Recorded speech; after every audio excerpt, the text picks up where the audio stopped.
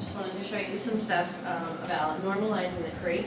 I wanted to say first that obviously, like we talked about this morning, normalizing it just means you make it a regular part of the day, and that's what you're starting to do.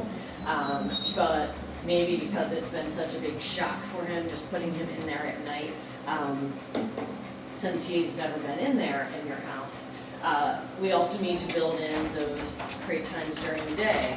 When you're home, put him in for an hour, take him out for an hour, put him back for an hour. You're just normalizing it as a regular part of your day so that it's not this huge big event when you put him in. You just want him to think that, this is part of the stuff we do. And he's, obviously not totally comfortable with it, but he's way more comfortable with it here because it is a regular part of his day here. And so he's used to using this tool in our environment, and we need to get him used to it in your environment. So like I said, hand feeding, no, I have in place. I've been holding on a little bit, so I need to be hungry. Good. Good. And I've got his prong and his leash on already, so you're going to do that first thing, before you start doing the hand feeding, because you want to have that tool just in case you need to correct him or in case he barges out, which he loves to do. So like I said, obviously he's going to look at the food a lot, no place, because that's what he wants. And what I want is eye contact, because what we're doing, what we're doing is building engagement, building our relationship in this activity so that he feels comfortable working on our connection so that he trusts me and knows that he's safe when I put him in here. And so that's what you should be focusing on, is making him feel safe, building your connection, building your relationship. That's why we want you to do structured play, because that is also building your relationship and building trust between the two of you. As of right now, like I've told you before, the house is his. He just kind of does whatever he wants, right? And he's never really been given tons of direction as to what to do. And so if we make a regular schedule of set activities, then there's nothing for him to worry about. He's worried about what's coming next. Which is what anxiety is, right? He's worried about what's around the corner. He's worried about what he's going to see on the walk. He's worried about how long you're going to be gone. He's worried about all of this stuff. But if you provide him with a set pattern of activities that you do on a regular basis, then he starts to lose that anxiety because he knows what's coming. Because there's not this big question, not this big scary world out there that he doesn't know what's happening. He knows that you've got his back. And he knows that he's safe and that he can trust you to make the decisions, because he obviously makes poor decisions when he's not given direction. And most dogs do. So this is literally all I'm doing, is sitting here. Waiting for him to give me eye contact, not contact with the food. Because then I know he's paying attention to me. And that makes me that makes me relevant. And really all the activities we do here are in the process to make you relevant to the dog, to make it important that he knows, let me reword that. But yes, to make you relevant to the dog, to make sure he knows who's at the other end of the leash. So when you're walking, he's not just running away and not giving you eye contact and not participating in your engagement, because he's looking at everything else around. So like we said, you have to make yourself relevant. You have to make yourself exciting. You have to make yourself the thing that he wants to be with versus everything else out there. So then after you do this, you can do this for his morning meal, and his evening meal. You can also do things like make enrichment feeders, like Kongs, fill up a Kong, good, with his kibble and water or bone broth and freeze it, and then give him that in the crate so that he's making that connection, good, again, with food and something fun that he wants to be doing in the crate. So it's not just this blank space that's keeping him in. You know, it is a place where he's comfortable and where fun things happen and where good things happen, good. And where he actually gets to sleep, good, which he also probably needs a lot of. Because being anxious all the time is exhausting. Good, right? Simple as that. Good.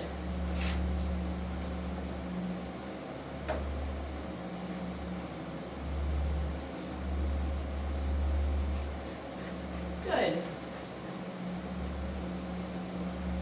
So then after you do that for a while, you can move on to crate drills, right? And all of these things that you're doing are things that work his brain and are making him tired in ways that are different from him just running around like a fool.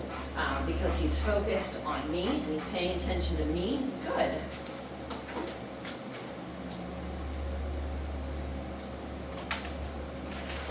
So you start with hand feeding, good. Good. Good. You start with hand feeding and then you work on the crate drills, and again, we just want to make it fun, something that he's interested in doing, something that he knows when he plays the crate drill game that he's getting food. And I also got a tug toy, and so after I'm done crate drills, I'm going to end it with structured play, because that's his favorite thing, next to food. So we want to have that positive association with this space and around the crate and in the crate. Now you're not going to be playing games in the crate because, like I said, the crate is for rest. But, you know, when he comes out, you want to show him that he gets good things if he is quiet and patient. Good. It's just been looking at me the whole time. Good boy. Ivan. Okay. Good boy. Ivan, place. Okay. As soon as he goes down, Ivan, place. Make sure that he's putting his whole body down and not just hovering on his elbows because he likes to do that. No, Ivan, place. Good. Okay. Ivan, place. I'm not even having to use any pressure because, okay, I was just feeding him in there. I was just making him feel comfortable in there. Good. Ivan, okay. Oh, buddy. So he's going in without any leash pressure. Ivan, place, and just our verbal cues that we've taught him. Okay. Oh. Ivan, place. Okay. Oh. Ivan, place.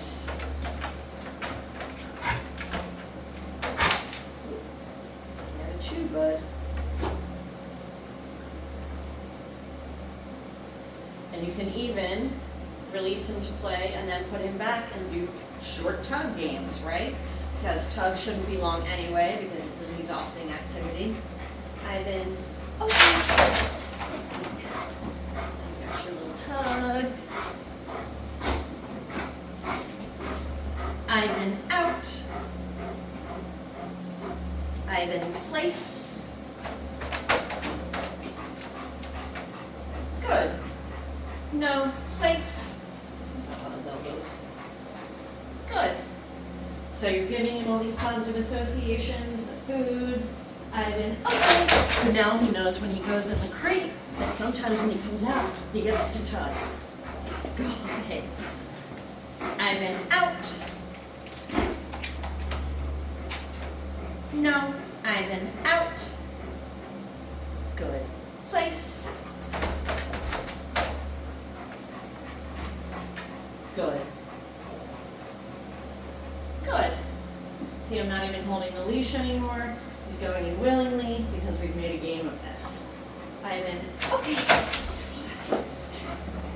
And you don't have to have a big space to tug. Obviously, this is all you have to do, this rowing motion. Oh, Ivan, out. Good. Ivan, place. Place. Good. So there you go. I would like you to do this every single day. Every single day. And that's going to help him feel more comfortable to sleep in here at night. Because of that anticipation of the reward that is coming for him staying in a quiet and calm space. And the promise is that he gets that excitement eventually. Ivan, okay. Building hope. Hope for the treat, hope for the reward, which gives them the focus to wait for it. Ivan, out. All done. Good boy.